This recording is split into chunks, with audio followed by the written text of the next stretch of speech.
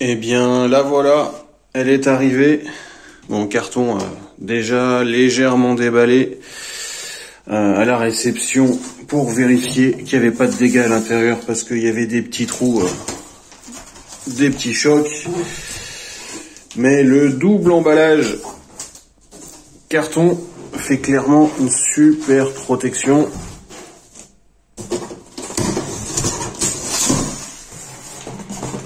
Je peux vous dire qu'elle est bien protégée là-bas dedans.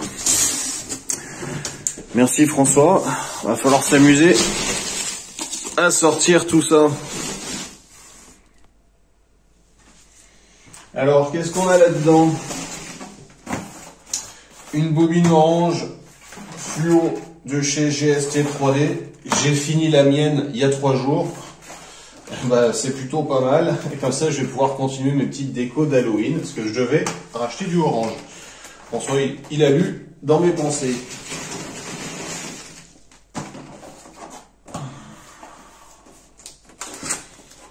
Alors, la partie câblage, petite pièce, bon, à démonter soigneusement, écran,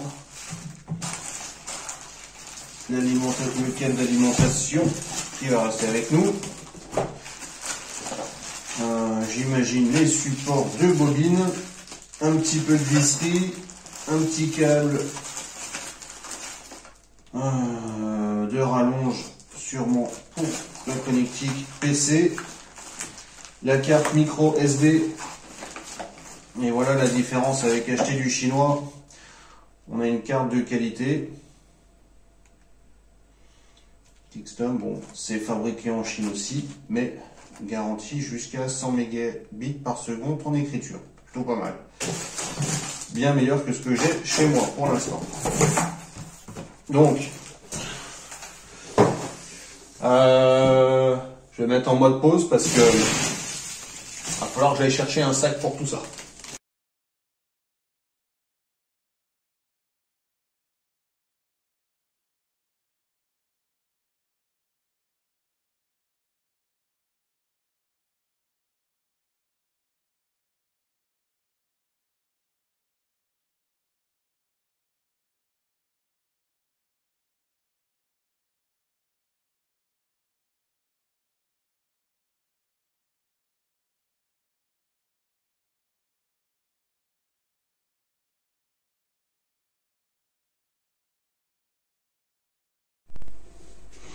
Voilà, 3 jours après, enlever les pop-corn, bah il en reste encore, mais je vais pouvoir sortir l'imprimante parce que je suis trop impatient.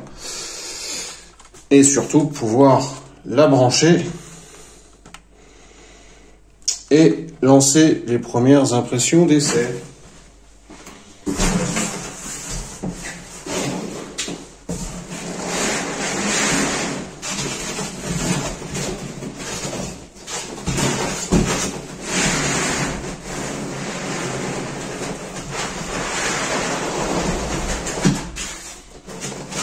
Essayer de faire tomber un peu tous les pop-corn. Ils n'étaient pas compris dans la commande, ceux-là, par contre. J'en ai sorti 2 sacs entiers. Donc on peut pas dire que l'imprimante n'est pas protégée pour le transport. 2 cartons et puis pas loin de... Ouais. Hop, le plateau est en train de se faire la malle. Dans l'autre sens, tout faire tomber.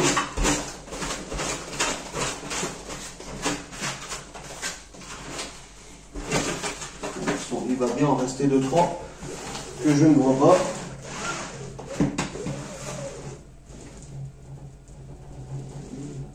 pas. Hop là. Donc en plus des parties popcorn, on a des plastiques expansés, colsonnés un peu partout sur les parties sensibles, sur les rails de guidage. Elle est très bien protégée avec la petite canne là pour éviter que le plateau et la tête se baladent pendant le transport. Hop. vous la mets de face. Voilà.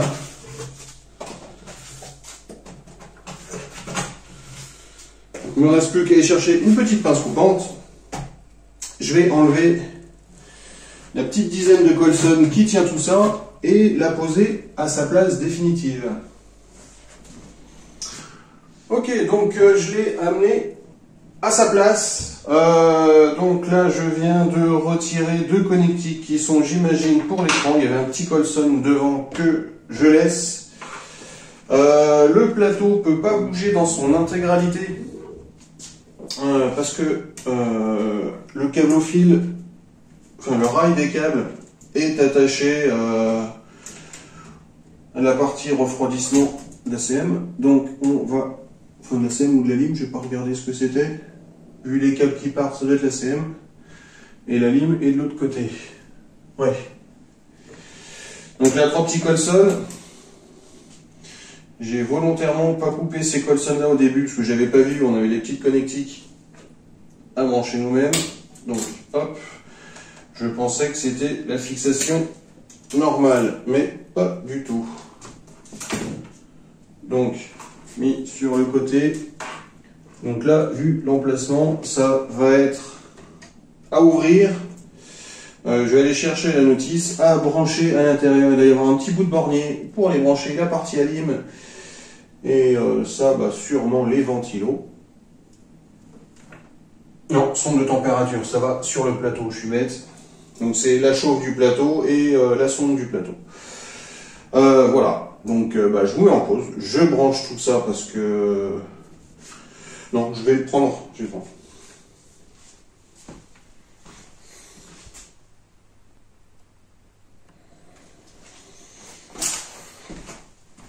Alors, j'ai pas trouvé de notice de montage, je suis peut-être passé à côté ou il y en a tout simplement pas parce que c'est peut-être très simple à faire. Je vais le faire avec vous en live. J'ai trouvé des petites pièces de rechange pour la partie guidage de câble du plateau. J'ai trouvé 4 petits lardons avec 6 petites vis 24. On va voir à quoi ça sert tout à l'heure. Donc là j'ai pris mes petites clés à laine.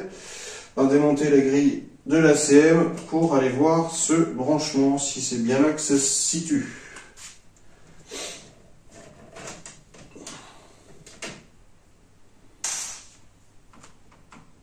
Donc il y a juste 4 petites vis. C'était pas serré fort, de toute façon, il n'y a pas besoin. Hop.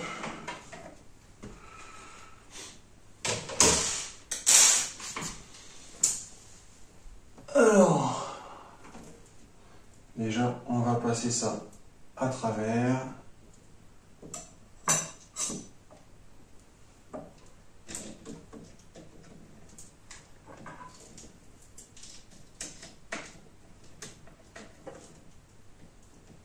Donc, jusque là, ça se passe très facilement. On passe juste les câbles.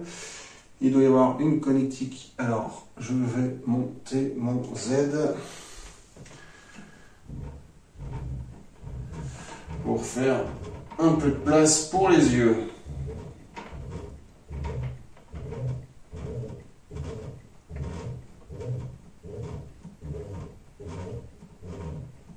Voilà.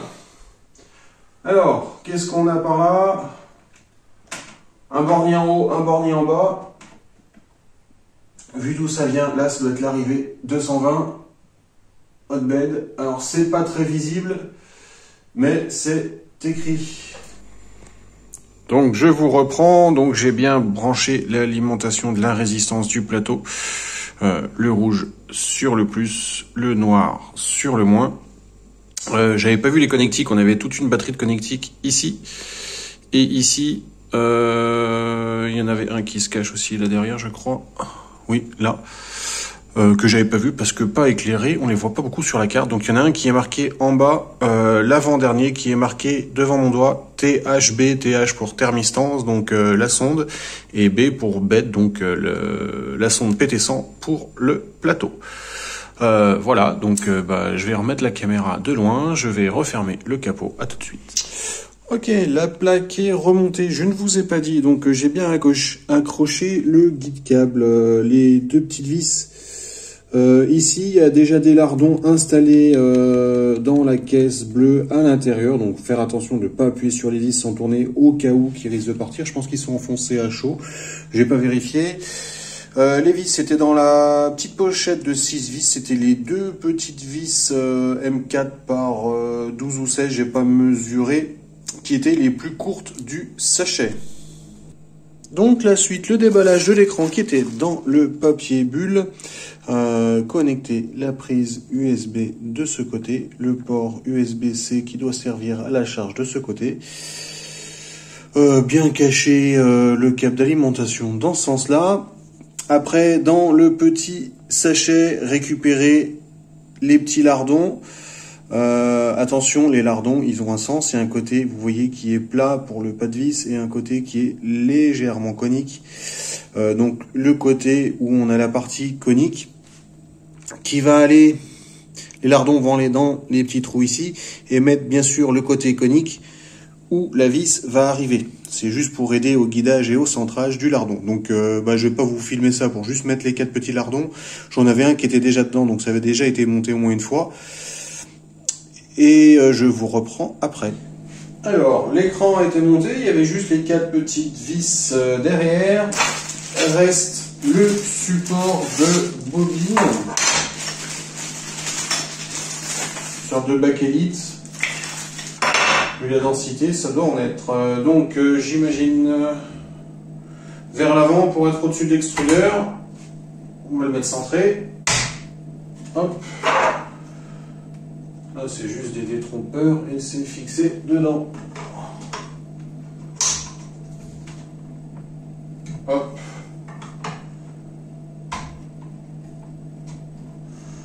Pas mal de pouvoir mettre 2 bobines en même temps. Donc, le sachet, on enlève. Il reste le câble d'alimentation.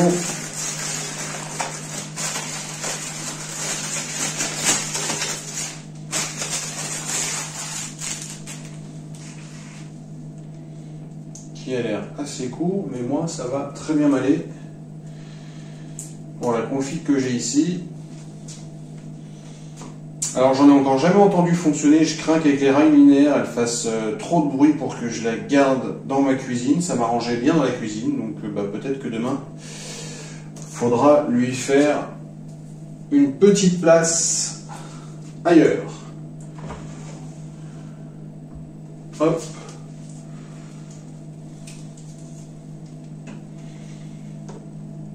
Alors, on va quand même vérifier la partie puissance. On est en 230, elle est sur 0.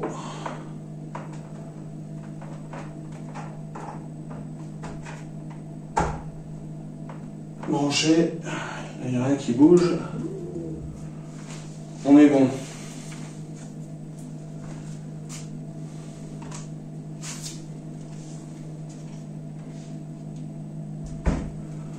Hop.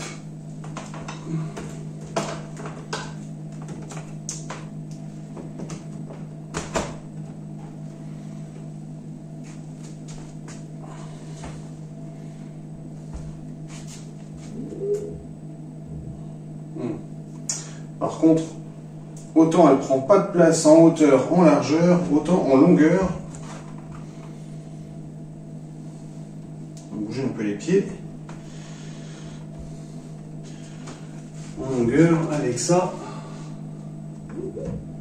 Alors là on est à fond.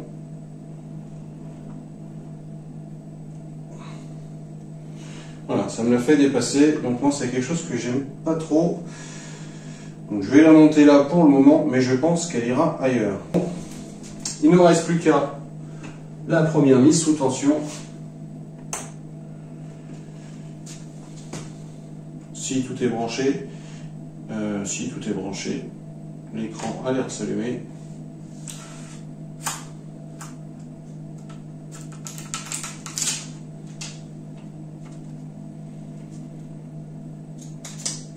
Donc voilà, je vous ferai un résultat des premières impressions et quand j'aurai pu tester un peu plus cette belle petite machine. Merci à tous et bonne journée.